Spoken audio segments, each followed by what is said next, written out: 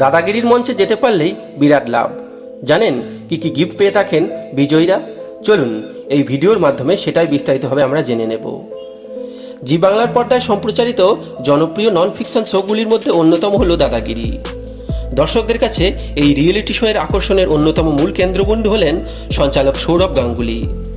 চলতি বছরেই 10 বছর পূর্ণ করেছে দাদাগিরি।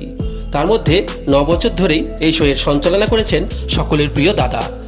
মাঝে একটি সিজনে অবশ্য সঞ্চালক করা হয়েছিল মিঠুন চক্রবর্তীকে, কিন্তু দাদাগিরির সঞ্চালক হিসেবে তাকে মেনে নিতে পারেনি দর্শক। আর এখন তো প্রতি সপ্তাহের শেষে দাদাগিরির মঞ্চে দাদার সঞ্চালনা দেখার জন্য মুখিয়ে থাকেন কোটি দর্শক।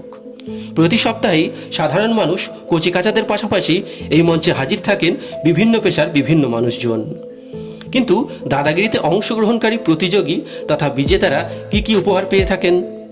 এই প্রশ্নের উত্তর জানতে চান টেলিভিশনের ওপারে বসে থাকা মানুষগুলো। আজ আপনাদের সেই প্রশ্নের উত্তরই জানাবো। সম্প্রতি দাদাগিরির সেলিব্রিটি স্পেশাল একটি এপিসোডে প্রতিযোগী হিসেবে হাজির হয়েছিলেন ক্যাকটাস ব্যান্ডের অন্যতম বিখ্যাত ভোকালিস্ট সিদ্ধার্থ শঙ্কর ওরফে সিধু। এদিনের এপিসোডে বিজয়ী হয়েছিলেন তিনি। এই নিয়ে মোট 8 বার দাদাগিরির বিজয়ী ট্রফি হাতে উঠল তার। 8ম বিজেতা হওয়ার কারণে দারুণ খুশি গায়ক।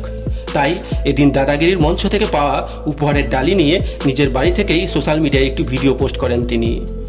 সেই ভিডিওর শুরুতেই দাদাগিরির ট্রফির সাথে তিনি পরিচয় করিয়ে দেন। সাথে সাথেই দেখান সৌরভ গাঙ্গুলির সই করা একটি ব্যাট ও একটি ডিউস বল সহ দাদাগিরির লোগো এমবেসিস করা একটি কফি মগ।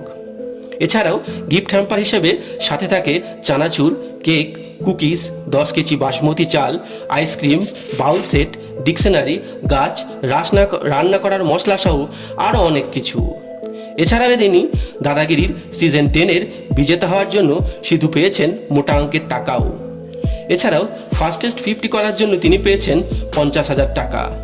তাছাড়া মোট 3 জন স্পন্সরদের কাছ থেকে মোট 25,000 টাকা করে 75,000 টাকা পেয়েছেন তিনি।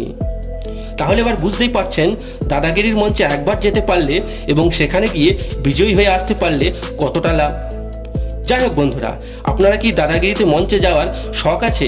অবশ্যই কমেন্ট বক্সে কমেন্ট করে জানিয়ে দেবেন। এবং এরকম দরকারি এন্টারটেনমেন্ট নিউজ সবার আগে পাওয়ার জন্য আমাদের চ্যানেলটা সাবস্ক্রাইব করে আমাদের সঙ্গে যুক্ত থাকবেন। ধন্যবাদ।